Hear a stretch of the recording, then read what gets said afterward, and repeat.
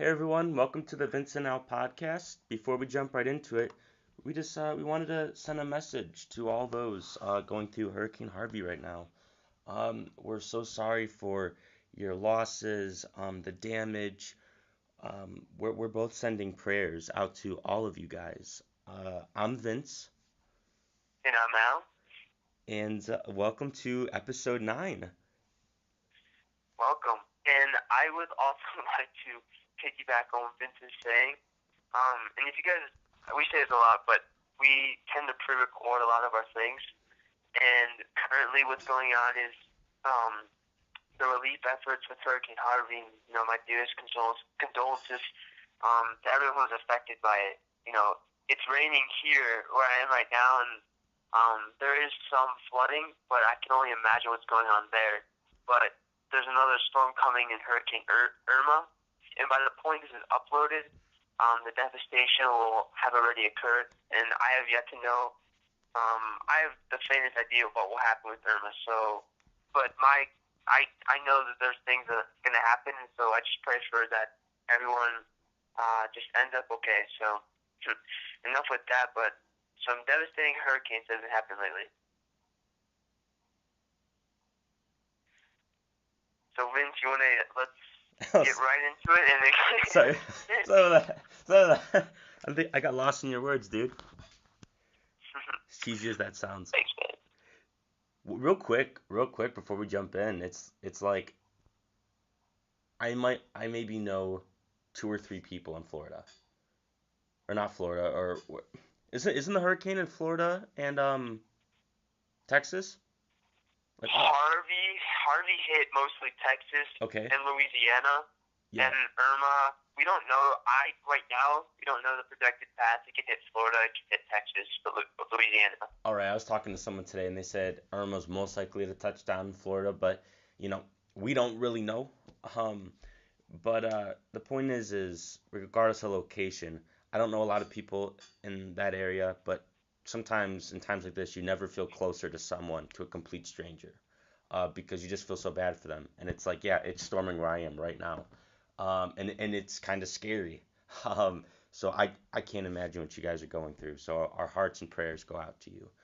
Um, so And oh, just go to ahead. touch one more thing on we weren't really wanting to make this a Harvey thing, but I did want to say how proud I am to be an American at this moment because I've just seen so many like YouTube clips, Instagram videos, Facebook videos of just people helping one another, no matter regardless race, religion, whatever. Just helping one another. I saw one video of it was probably like 2 miles long of trucks with carrying boats behind them because of the flood to help people, which I thought was really awesome. And just such as like J.J. Watt, he was able to raise up to $20 million, and it's just when someone puts their mind to something, and our nation puts their mind to something, we can accomplish anything. So at this moment, I'm pretty proud of what we've been able to do. Yeah, that's incredible. I'm a big advocator for, getting off the couch and helping someone. Um, so the fact that we're helping people outside of our community, that's fantastic. Um, It is, yeah. yeah, so without further ado, just wanted to give the viewers a quick heads up. Today we're not going to be rolling the dice. Al and I, handpicked certain topics we really wanted to address because we feel like they're hot right now. And I'm actually going to be addressing my topic first. Okay, guys, you might know me as the movie buff, and that's you're not false. That's true. Um, Specifically, I'm in the superhero movies. I'm down with any science fiction like Star Wars and feel-good movies. Well, for those of you who don't know, the franchise of Star Wars was revived in 2015 with J.J. Abrams' The Force Awakens, which was Episode 7. It's the most viewed trailer of all time with 98, soon to be 99 million views worldwide. Uh, Wow. that's insane. And then it was followed up by 2016's Rogue One, directed by Gareth Edwards. That was pretty good too. Well, now we're reaching. Rogue One was in between movies 3 and 4. So The Last Jedi, which is episode 8, which comes out this December, December 15th, it is the sequel to what revived the franchise, episode 7. It's the next episode in the saga, and what they are teasing, something that Star Wars has never done except for episode 3. Episode 3 by far has the most cinematic deaths, and that's some hard stuff to watch. And as you know, the Star Wars font is black and yellow, or yellow and black. Well, in episode 3, the font on the posters was changed to red to symbolize all the death. So in episode 8, they are bringing back that red font, and they're teasing there's going to be a lot of death. Not only that, they're teasing, big characters and where their paths might lead. You have the grandson of Darth Vader, which is Kylo Ren. Him and Rey, played by Daisy Ridley, they're kind of spearheading this whole franchise. But let's be honest. What a lot of people have been talking about is last Friday was what the toy community would call Force Friday. I'm not into that, but when all those toys do come out, you can't release a toy without having minor spoilers to the movie. Now, we're not going to address spoilers, but there's a lot of stuff that stands out. Al, by any chance, have you heard of Supreme Leader Snoke? I have not. Okay. You Okay, so wanna inform me on him? Yeah, so he was this mysterious 30-foot figure that was the master of Kylo Ren, which is Darth Vader's grandson. Right now he's the biggest, scariest, most evil dude in the galaxy that's alive. And we know nothing about him. We just know that him and Kylo Ren are working together. Well, in this movie, there's been so much. Feel free to Google him while I'm talking to you. There's been so much stuff that is leaked out about him. The fact that he's sporting these gold robes. People are like, what? The Empire, now the First Order, they're white, black, and red. So what's up with these gold robes? And he has a giant ring on his finger. People are calling him Pimp Daddy Snoke. I wouldn't go that far.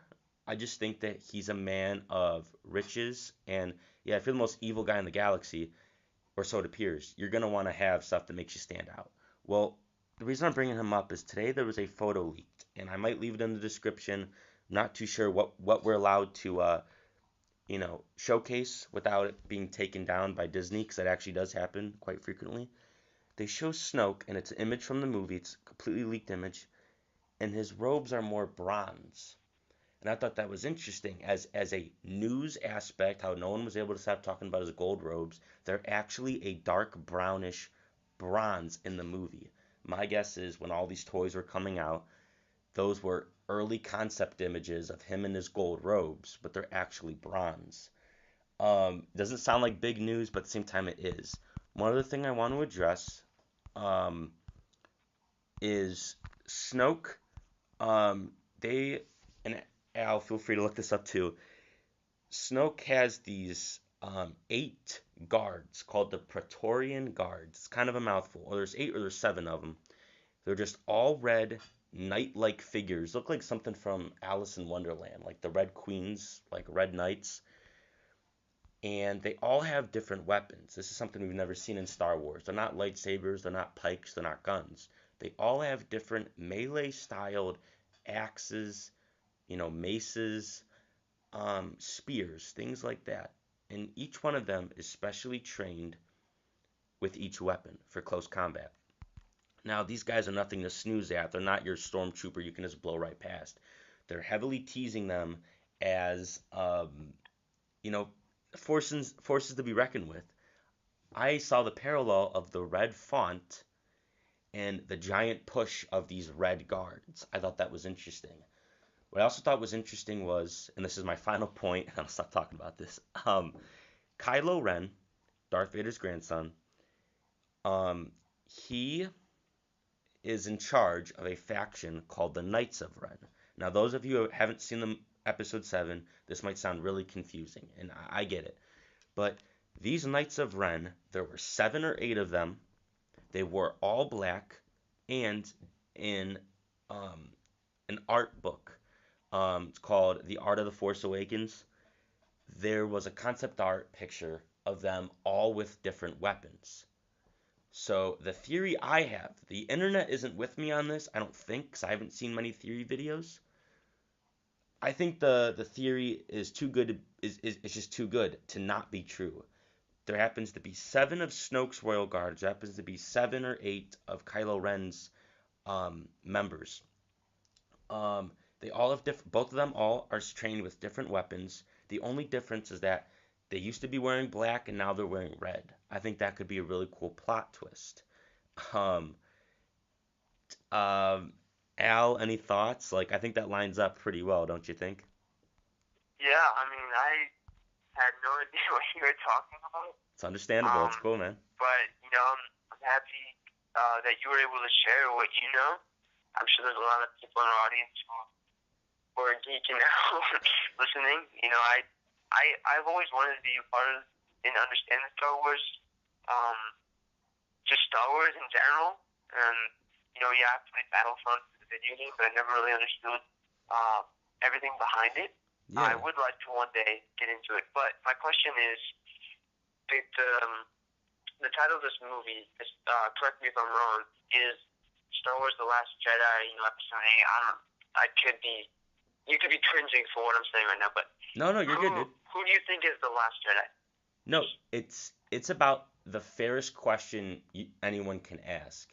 There's no clear-cut answer. Everyone's like, oh, it's Luke. Luke's the last living trained Jedi.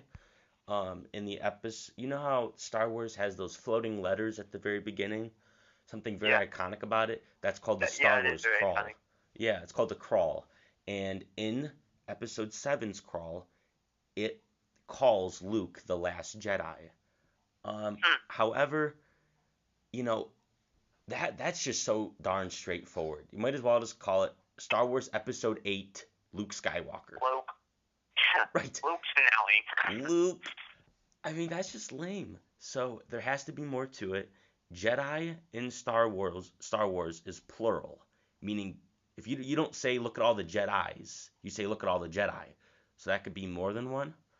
A lot of people are theorizing that Kylo Ren, once again, Darth Vader's grandson, he does have a lot of good still left in him to a certain degree. He fights with that quite a bit in the movie, and I think that's very interesting. So maybe he turns against Supreme Leader Snoke, and he actually becomes good, and he's the last Jedi, because he was actually trained under Luke. Maybe Luke bites it in this movie, I hate to say, and then someone else takes over, like the new female protagonist, Rey. And I mean, really, there's no wrong answer, to be 100% honest with you. Movies like the Star Wars, for instance,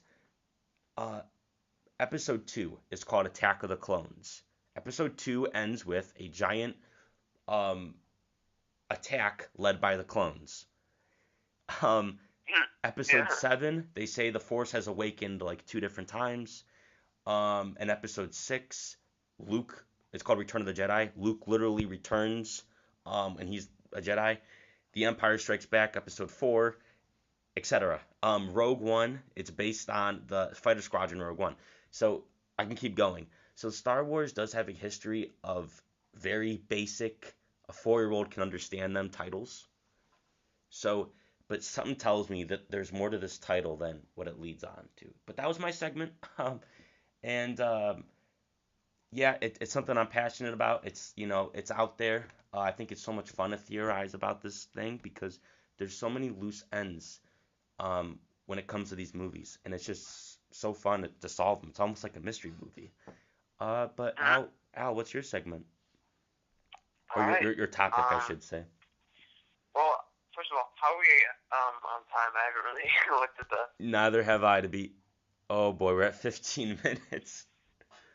We are? Okay. Oh shoot. Just a quick question. So sorry, man. Dude, I totally understand. I believe in something called the law of attraction, and if our audience loves to hear about Star Wars, and is passionate like you are, and I'm fully supportive. When one of us knows something about a particular topic so well, I want us to share about it. So, you know, we attract audience that hopefully is interested in Star Wars, and that's what we want our audience to be about. We don't care about the number of subscribers; we just care about the subscribers or the number that relates to us, if that makes sense. So I'll make this a quick question. Well, if we have to go a little overtime, it's okay because like I feel bad. I feel like I spoke way too long yet again. No, it's all good, man. It's All right. It's all good. Here's my question. All right, this is on the topic of sports. The question is, and I'll reiterate on what it means. What is the greatest sports city? And I'll make an example. Like Cleveland is not the greatest sports city, but you know Cleveland has the Indians, the Browns, the Cavaliers. So it should be a city that has about 3 to 4 franchises. Whether that be the amount of championships, whether that be the greats that played in that city, respective of their sports. What's the first city that comes to mind when you think of the greatest sports city? Well, for me, it's not even a question. Um, it's I mean, if you want to dive deeper into it and actually analyze it for the correct answer, I might not give you the correct answer, but the instant thought. There's nothing. It's not right or wrong. It's what you believe. All right, sweet. But the instant answer that came to my mind is, well, who is the GOAT? Who is the greatest of all time? If we're talking greatest of all time sports cities, so I thought of an athlete, and obviously that's Michael Jordan. 6 championships just on one team. And that's when he's, like went to the Bulls and then left the Bulls and came back. So therefore, just by default, because that is his town. You know what I mean? Like when you think of Chicago, you think of Michael Jordan. I have to go with Chicago. Chicago. I'll tell you what though, the morale in Cleveland, not just because I'm in the area, but I just think I've never seen it with any other towns I visited or anything like that. Or states I should say.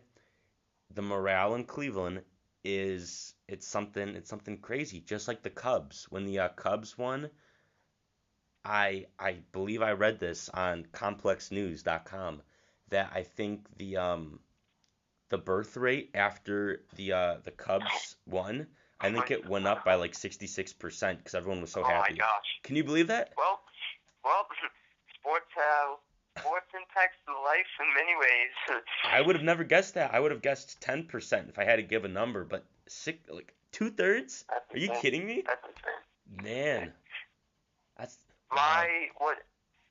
like I said, there's nothing wrong. First of all, we could save this conversation for later episodes about who the GOAT is. I'm a little biased, so I kind of disagree with the Michael Jordan thing. Oh, understandable. We're gonna save that one for later. All right, we're not even gonna touch base on that one. The first thing that comes to my mind is Boston. Ooh, that's a good one. Los Angeles is another one. But Boston is that one because Boston has the New England Patriots, who are basically the greatest NFL franchise of all time, with greats such as Tom Brady, Rob Gronkowski, et cetera. But the Boston Celtics, basically, I think it's either the Celtics or the Lakers who are the greatest of all time franchise. They have, I think it's like 20 championships or something crazy like that. And then you go to the Bruins, the NHL team, they won a couple. The Red Sox, they just recently won a World Series. So, if you look at the TD Garden, which is the Boston Celtics arena, and you look at the rafters, there are so many championship rafters hanging up the running out of space. And I know that applies to the Staples Center, but I think for me, Boston is the greatest sports city. But the biased opinion, Cleveland, because just sports, I don't know, like the citizens of Cleveland identify themselves with sports teams.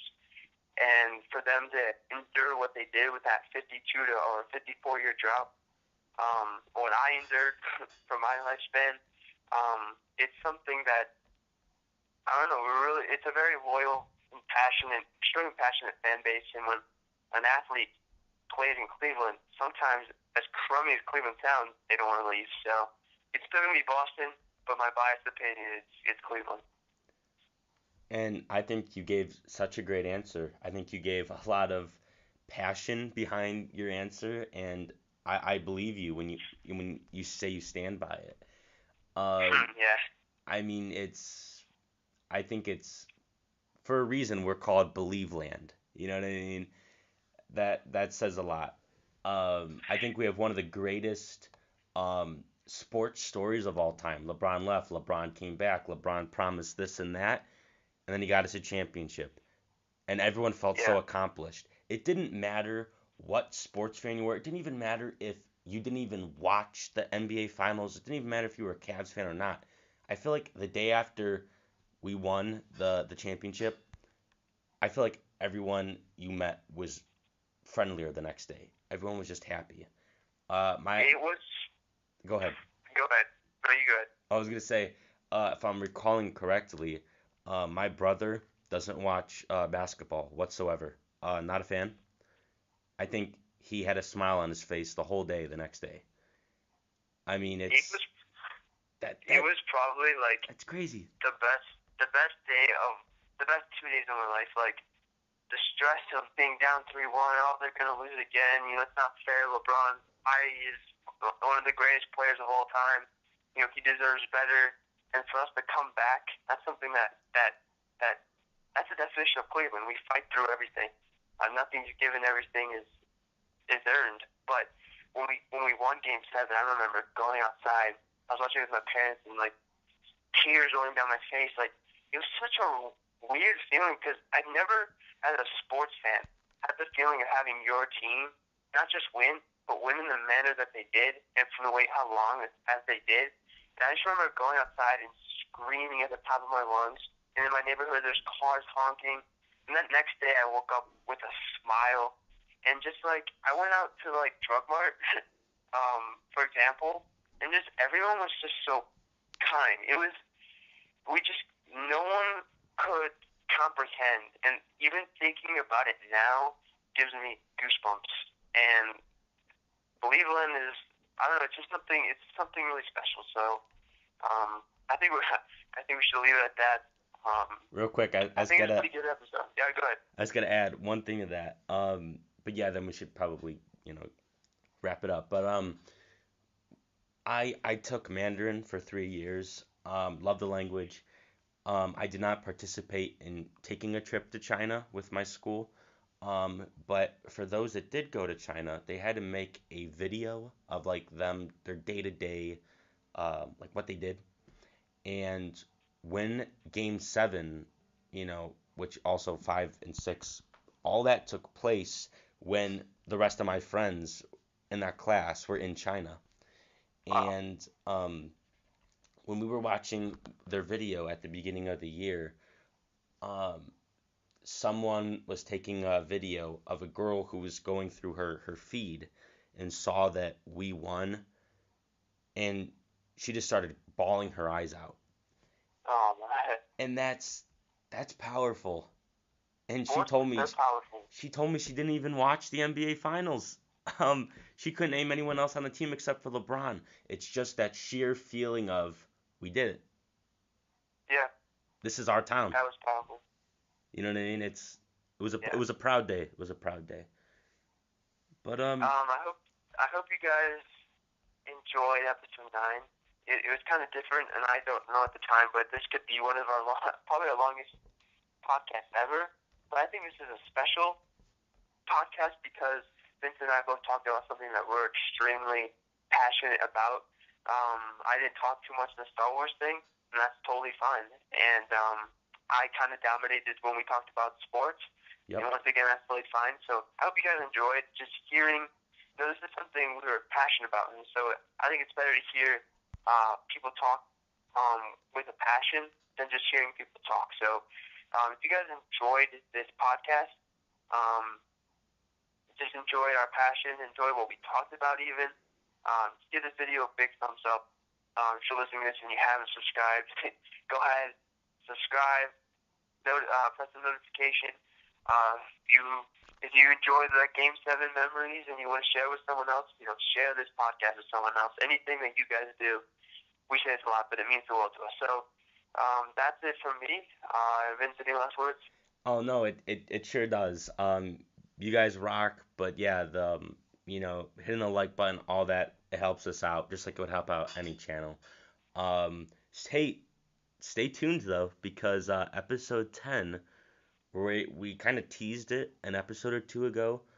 We've been planning a bad joke slash dad joke little episode. We're just gonna address some topics, but we're gonna try to be a little silly with it, just to make it, hopefully we can make you smile. That's the goal.